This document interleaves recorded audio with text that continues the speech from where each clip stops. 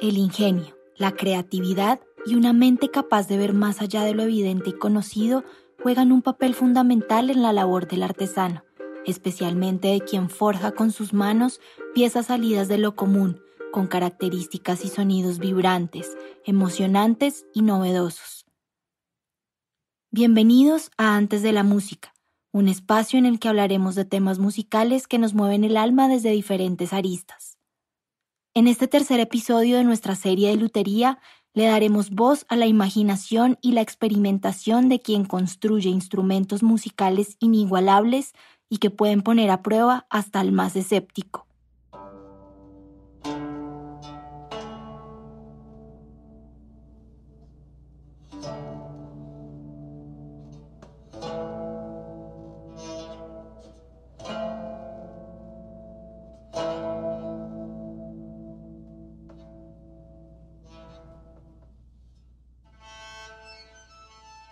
Parece extraño este sonido, ¿verdad?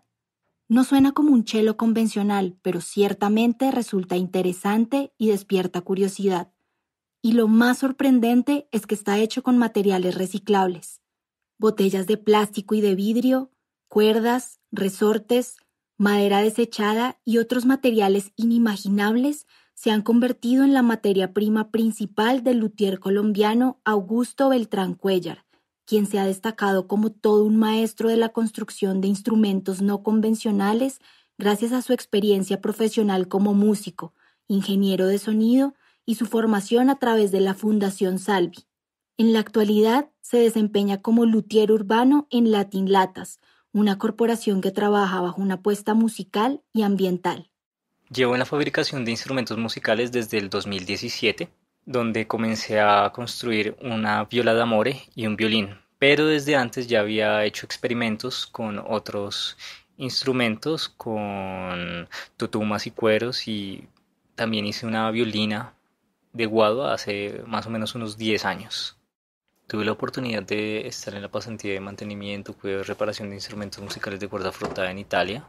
Allí aprendí un montón y eso me ha dado claridad en cómo son las medidas, cómo es el estándar de los instrumentos convencionales y cómo se podrían aplicar a los no convencionales.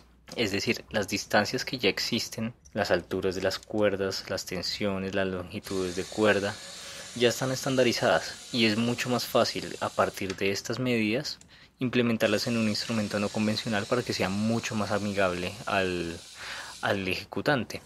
Entonces va a ser mucho más fácil para alguien que ya sabe tocar una guitarra o un cuatro, tocar un instrumento parecido a estos con materiales no convencionales. Un luthier urbano implica ser ingenioso, ver un material e imaginar qué puede crear a partir de él, cómo podría sonar, cómo podría mejorarlo. De eso se trata ser un luthier urbano, no tener límites por los materiales, no tener límites por las formas, dejar volar su imaginación.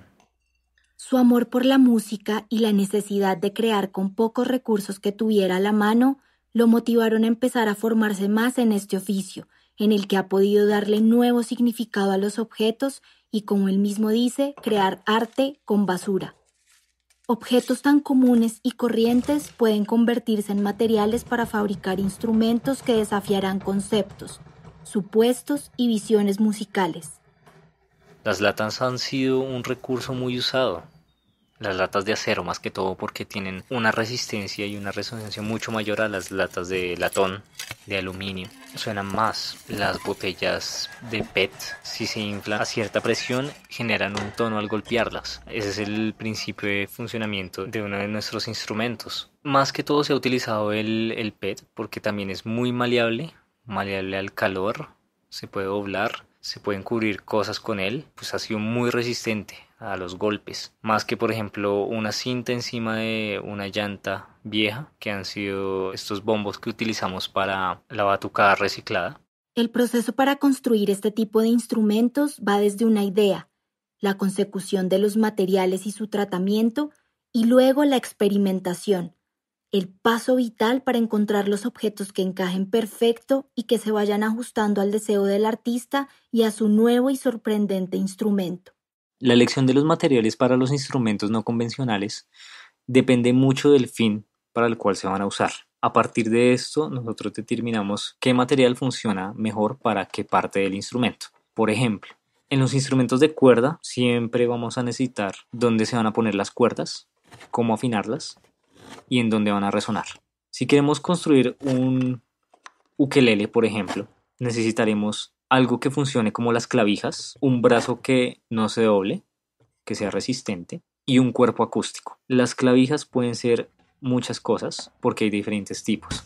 Están las clavijas mecánicas, como las que tiene la guitarra, o las clavijas como las de un violín, que dependiendo de la conicidad generará una resistencia a la cuerda para poderla afinar, para que se mantengan afinadas. Entonces, si buscamos un material, por ejemplo, a las clavijas de un violín, que sea de plástico y que tenga la misma conicidad, funcionan perfecto. Un brazo puede ser un pedazo de madera que sobrevive a una construcción o que derribaron. Aquí hay que tener cuidado porque ha pasado que muchas de estas maderas que se usan en construcción han sido tratadas con elementos venenosos y al cortarlos pues esto puede afectar la salud. Entonces acá hay que tener mucho cuidado en la elección de estas maderas. Para el resonador buscamos un elemento que se parezca a un resonador de Helmholtz. El cuerpo de una guitarra o de un violín son resonadores de Helmholtz. Entonces si buscamos por ejemplo el cajón de un escritorio y lo tapamos, lo cerramos y le abrimos un agujero, eso ya es un resonador de Helmholtz. Una botella con un agujero, eso ya también es un resonador de Helmholtz. Buscamos en un punto de estos elementos donde puede resonar más. Aquí yo me ayudo con un diapasón, hago un recorrido por el elemento y busco en qué punto resuena más esa frecuencia. Y ahí es donde va a ser el punto de apoyo para mi instrumento de cuerda, por ejemplo. Y aquí cualquier material nos puede sorprender. Los materiales han sido un trabajo de conseguir de muchos años de búsqueda, más por latinlatas, duraron mucho tiempo buscando los puntos de recolección y son los centros de acopio. Allá llega mucho material de diferentes partes de la ciudad y uno de vez en cuando puede encontrar tesoros que pueden funcionar muy bien para un instrumento, maderas muy viejas o unas latas que tienen formas diferentes y que son muy atractivas visualmente. Ahí es donde los encontramos. Pero esto ha sido de tiempos de investigador, de preguntar dónde y hablar con los recicladores también y pedirles a ellos directamente, bueno, me pueden ayudar a buscar tal elemento, necesito una caja de madera, necesito una forma de plástico de tales y tales dimensiones. La imaginación puede dar para fabricar diferentes tipos de instrumentos no convencionales, ya sean de cuerda, de percusión y hasta fusiones especiales que permitan darle vida a creaciones únicas, cautivadoras y que parecen raras, como algunas de las que ha creado Augusto en su taller. El chelato es un instrumento que construí para latinlatas, el cual yo interpreto. Este instrumento tiene un diapasón en guado, trastes en nylon, cuerdas recicladas de un cello, clavijas recicladas de un bajo, una lata de olivas, una lata de galletas y un balde de pintura y unos resortes que encontré por ahí. El sonido se siente que es grande, que es como un cello, pero las latas y estos resortes le dan como una sonoridad reverberada y metálica. Me parece muy interesante. Su construcción comenzó a partir de la longitud de la cuerda, pensar en dónde debe estar el puente y en dónde debe estar la cejilla superior. Con eso ya podía medir la longitud del diapasón. Todo esto estaba montado sobre una madera reciclada que encontré también aquí en mi casa. Luego fue adaptarle una extensión con otro palo para que estuviera sujeta al balde y de ahí tirara desde el puente hacia las latas los resortes. Este sería el proceso de fabricación de el chelato, que sería este instrumento.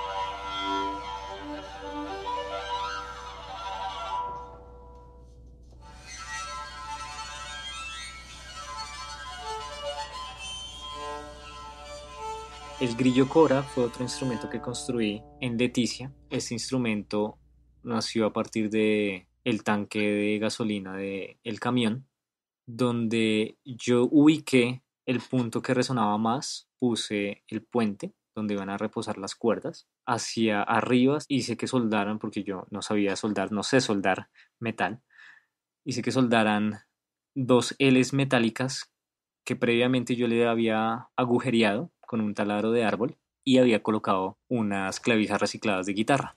Y por abajo deberían salir las cuerdas. Eso también lo mandé soldar porque no sé soldar. Y también soldaron diferentes elementos que imitaran a un grillo, los ojos, las patas. Ya con estas partes soldadas, monté las cuerdas encima, que eran cuerdas también recicladas de un paquete gigante que salió de la basura de Salvi. Para el cover reciclado Close to Me, construí un xilófono de vidrio, de botellas de vidrio que encontré en la calle, y las afiné con diferentes alturas llenándolas de agua. También construí un recogetarra, podría llamarse. Cogí el recogedor de mi casa, abrí dos huecos donde amarré dos cuerdas de nylon y en el otro extremo del palo le puse una campana de una lámpara que tenía la función de un bending, digámoslo así. Y este instrumento lo usé para la cumbia del reciclador. Tuve que desarmarlo porque si no me quedaba sin recogedor en la casa. Depende mucho del instrumento, los tiempos de construcción. Por ejemplo, el xilófono de botellas, me demoré lo que demoré buscándolas en la calle, llenándolas de agua y afinándolas. Tuviera los materiales, no demoraría más de una hora, pero entre más complejo el instrumento, pues más tiempo necesitará para su construcción.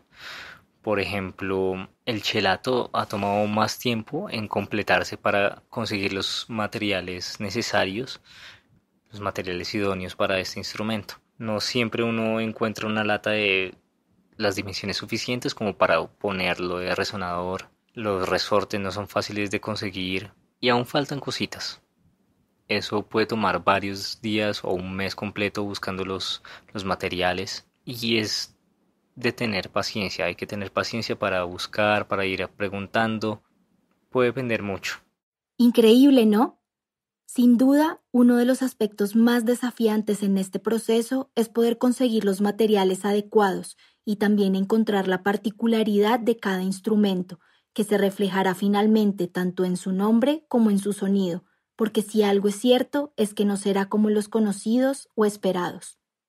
Lo más desafiante es que el material responda como uno quiera. Por ejemplo, una lata de atún, si yo le pongo mucha presión, puede que se rompa. Entonces digo, ay, esperé que esta lata pudiera soportar más tensión. Y también la unión de diferentes elementos, ¿no? Porque, claro, ya hay pegantes especializados en pegar madera con madera para una guitarra o un violín. Pero aquí utilizamos una gama de materiales mucho más amplio y encontrar un pegamento o algo que los una a todos pues es difícil, ¿no? A veces las puntillas no son suficientes o un tornillo no es suficiente. Uno como pega un vidrio a un plástico o a una madera en un lugar que necesito que se mantenga suspendido para que vibre naturalmente pero que no se me caiga. Eso ha sido lo más desafiante. Ha sido difícil pero ahí está el ingenio, ¿no?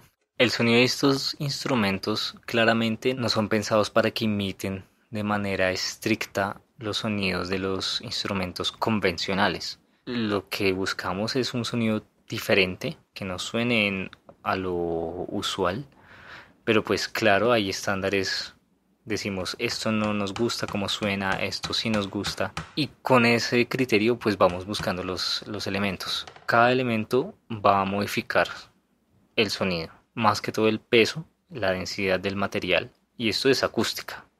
Esto pasa tanto en los convencionales como en los no convencionales. Así que debe ser la combinación de un buen material, buscar las dimensiones correctas, los espesores y cómo equilibrar. Bueno, si le falta brillos, entonces qué elemento puedo añadir o quitar para que me dé mayor definición en esos brillos. O hace falta cuerpo, cómo puedo aumentar en ese rango de frecuencias el espectro del instrumento. Es pensar de manera de ingeniero, como acústico, y experimentar mucho. Todavía no es tan común en Colombia ver presentaciones o agrupaciones cuyos instrumentos principales sean no convencionales, pero ya existen grupos en otros países y cada vez se le va dando más espacio y protagonismo a iniciativas que, además de generar un sinfín de emociones, lleguen también como un respiro para nuestro planeta. Sí, de hecho ya existen formaciones orquestales como la Orquesta de Instrumentos Reciclados de Cateura, Ecoembes en España, que tomó la idea precisamente de Cateura, de Orchestra también. Así que yo no veo muy lejos esa idea de tener agrupaciones u orquestas en Colombia de este tipo. Y no van a ser lejos. Esto puede ser mucho más cerca de lo que uno podría esperar. Desde el año pasado se está hablando de la madera reciclada, que es el comprimido de plástico y ustedes mismos lo pueden hacer en casa. Escoger una botella de PET, como las de Coca-Cola, Postobón, y empezar a rellenarlas de empaques de galletas, empaques de frituras y se empujan con un palo.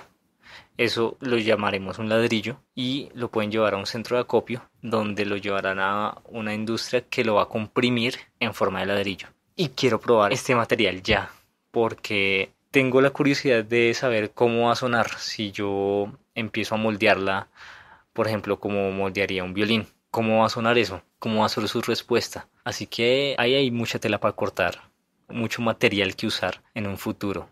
Es no cerrarse a las posibilidades. Cualquier cosa que empiece a vender en el mercado que genere un residuo, muy posiblemente ese residuo se pueda usar también. Que su fin no va a terminar ahí, sino que le podemos dar otro sentido a ese elemento. Apostarle a la innovación y a generar un cambio e impacto positivo en la sociedad dejará una huella imborrable y la puerta abierta para que futuras generaciones sigan creando y generando acciones conscientes y amigables con el medio ambiente. Esta es la visión de Augusto y su deseo de seguir impactando a las personas con su música y su conocimiento. Creo que ya es tarea de todos empezar a ser conscientes de nuestros gastos, de los usos que tenemos. Creo que a partir de la revolución industrial cambió muchas cosas. Antes de esa revolución, la mayoría de objetos eran hechos a mano y eran hechos con elementos que se desgastaban con el tiempo y este desgaste los obligaba o a repararlos o a volver a su lugar de origen, a la tierra, se descomponían y cerraba un ciclo natural.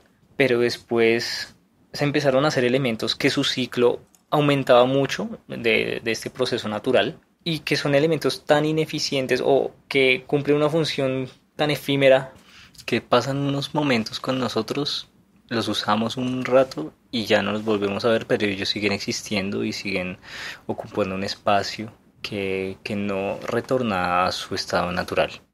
Mi sueño es seguir aprendiendo y enseñando también, poder retribuir todo lo que he aprendido a más gente.